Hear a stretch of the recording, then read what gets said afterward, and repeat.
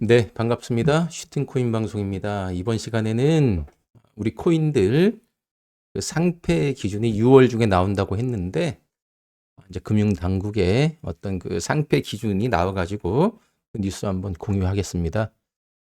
제목이 이제 가상자산거래소 분기별로 상장 유지 심사를 해서요. 문제 코인들은 상패를 한다는 내용입니다. 내달 가상자산 이용자 보호법 시행과 함께 가상자산 거래소들은 분기별로 현재 거래 중인 600여 개 가상자산 종목의 상장 유지 여부를 심사하게 되는데요. 문제 종목은 거래 유의 종목으로 지정한 뒤 상장 폐지 절차를 거치게 될 전망입니다. 16일 오늘 가상자산업계에 따르면 금융당국은 이 같은 내용의 가상자산 거래 지원 모범 사례안을 추후 확정해 내달 19일 가상자산 이용자 보호법 시행과 함께 전 거래소에 적용할 수 있도록 지원할 계획입니다. 이에 따라 업비트, 빗썸, 코인원, 코빗, 고팍스 등 국내 5대 원화 가상자산 거래소 등 금융당국에 신고된 29개 가상자산 거래소는 거래 중인 600개 가상자산 종목에 대해 상장 유지 여부를 결정하는 첫 심사를 해야 됩니다.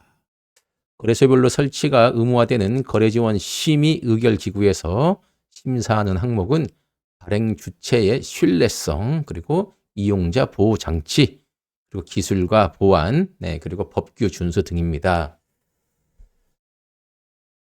아울러 발행, 운영, 개발 관련 주체의 역량과 사회적 신용, 과거 사업 이력을 비롯해 가상자산 관련 중요사항 공지 여부, 가상자산 보유자의 의사결정 참여 가능성, 그리고 가상자산 운영의 투명성, 총 발행량, 유통량의 규모, 시가총액과 가상자산 분배의 적절성, 가상자산 보유자와 이해 상충 가능성, 거래소와 이용자 간의 이해 상충 가능성 및 해소 방안 마련 여부, 분산 원장과 가상자산의 보안성, 분산 원장의 집중 위험 존재 여부도 심사를 하게 되네요.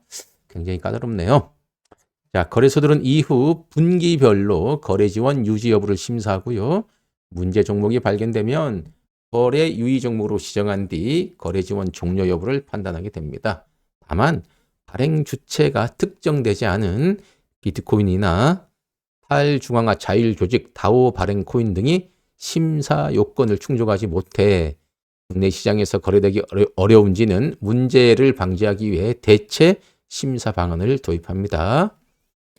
미국이나 영국, 프랑스, 독일, 일본, 홍콩, 싱가포르, 인도, 호주 등 충분한 규제 체계가 갖춰진 적격 해외 시장에서 2년 이상 정상 거래된 가상자산 등 대체 심사 요건에 해당하는 가상자산에 대해서는 일부 요건에 대한 심사를 완화한다는 계획입니다.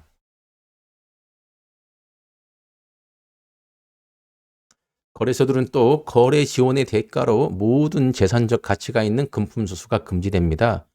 금융위원회 산하 금융정보분석원에 따르면 지난해 하반기 국내 가상자산거래소 22곳에 상장된 전체 가상자산 종목 수는 600종으로요. 지난해 상반기 대비 3.5% 줄었습니다. 신규 상장은 총 159건으로 상반기와 동일했고 거래 중단은 138건으로 20% 증가했습니다. 이 중에 332종은 국내 거래소 한 곳에만 거래되는 단독 상장 가상자산이었고요. 단독 상장 가상자산의 40%인 133종은 한국인이 발행한 가상자산 또는 국내 사업자에서 주로 거래되는 국내 가상자산 이른바 김치코인이었습니다. 이 내용들을 보니까 기존에 나왔던 내용하고 크게 다를 바는 없습니다. 그렇지만 이제 조금 더 세분화된 어떤 그런 규제가 나온 것 같습니다. 요거를 한번 여러 번 읽어보십시오. 여러 번 읽어보시고 이제 결론은 제가 내린 결론은 뭐냐면은 비트코인과 이더리움의 현물 ETF 승인으로 암호화폐 시장도 점점 제도권의 규제 속으로 들어가 주식시장과 비슷한 흐름을 가고 있습니다.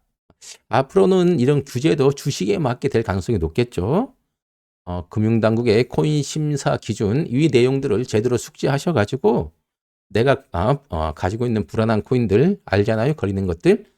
불안한 코인은 기회가 되면 좀 과감하게 정리를 해야 되고 앞으로는 유망한 섹터의 탄탄한 종목들 위주로 쌍바닥 분할 매수, 그리고 쌍바닥 분할 매수 좋지만 정해놓은 수익률 근처에서 야무진 분할 매도로 차근차근 익절 금액을 늘려가는 투자 방법이 현명한 전략이라고 보여집니다.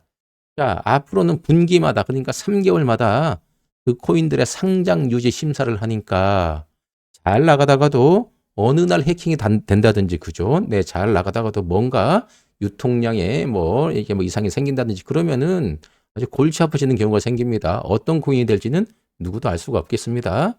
그러니까 과거처럼 알트코인을 장기 보유해서는 큰 재미가 없을 수도 있다. 항상 리스크를 안고 있다, 이렇게 보시면 좋겠습니다. 그래서 장기 보유는 노노, 알트는 줄먹으로 하자. 줄 때 먹는 방법으로 투자하시면 좋겠습니다. 자, 중장년의 미래를 함께 준비하는 슈팅코인 방송은 우리 슈가님들의 현명한 투자를 오늘도 응원합니다. 고맙습니다.